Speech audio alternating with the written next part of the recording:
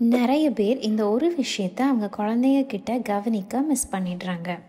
領域展開 அதுதான் psychological development. நம்ம எல்லாருமே நார்மலி ஒரு குழந்தையோட வளர்ச்சியை எதை வச்சு டிட்டர்மைன் பண்றோம்னா, குழந்தையோட அவுட்டர் அப்பியரன்ஸ். அதாவது அந்த குழந்தை பார்க்கறதுக்கு ஹெல்தியா, ஃபிட்டா இருக்காங்களா?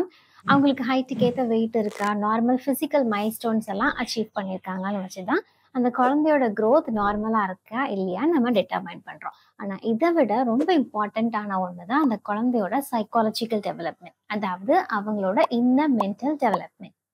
எப்படி ஒரு குழந்தையோட பிசிக்கல் growth-அ நம்ம ஃபாலோ அப் பண்றதுக்காக இன்னென்ன வயசுல இன்னென்ன திங்ஸ் அச்சீவ் ஆயிருக்கணும் நம்ம ரூல் அவுட் பண்றோமோ, அதே மாதிரி தான் ஒரு குழந்தையோட சைக்காலஜிக்கல் ஸ்டேஜஸ்லயும் இந்த வயசுல என்ன டெவலப்மெண்ட் ஆயிருக்கணும், அடுத்து அவங்க வயசு ஆக ஆக இந்த டெவலப்மெண்ட் அவங்களுக்கு ஆகணும்னு சர்டன் திங்ஸ் இருக்கு.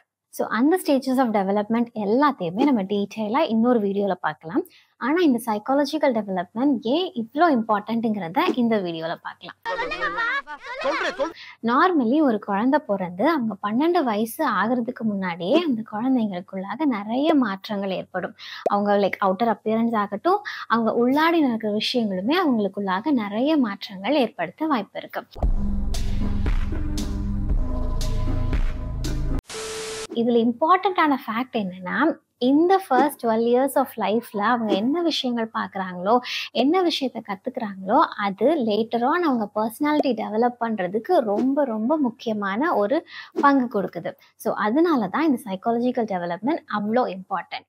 ஃபார் எக்ஸாம்பிள், இப்போ ஒரு சூப்பர் மார்க்கெட்ல ஒரு பிரச்சனை நடக்குது, ஒரு சின்னதா ஒரு கலவரம் நடக்குதுன்னா, இதையே ஒரு 25 வயசு உள்ள ஒருத்தங்க அதை பர்சீவ் பண்ற விதம் வேற மாதிரி இருக்கும். ஆனா அதையே ஒரு 2 வயசு குழந்தை பார்க்கும்போது அவங்களுக்கு புரியுறது வேற மாதிரி இருக்கும். ஆனா இதுவே 7 வயசுல இருக்கிற ஒரு குழந்தை அந்த விஷயத்த பார்த்து அதை ரீசன் அவுட் பண்ணி கன்க்ளூட் பண்றது, அவங்க அதுல இருந்து எடுத்துக்கிற ஒரு விஷயம் வேற மாதிரி இருக்கும்.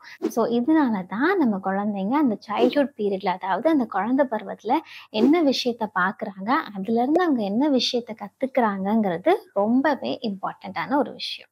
ஸோ அதனால உங்க குழந்தைங்கள வெளியவே கூட்டிட்டு போகக்கூடாதுன்னு நான் சொல்ல வரல. அந்த குழந்தைங்க பார்க்குற ஃபர்ஸ்ட் சர்க்கிளான பேரண்ட்ஸ் அண்ட் ஃபேமிலி மெம்பர்ஸ் ஞாபகம் வச்சுக்கோங்க.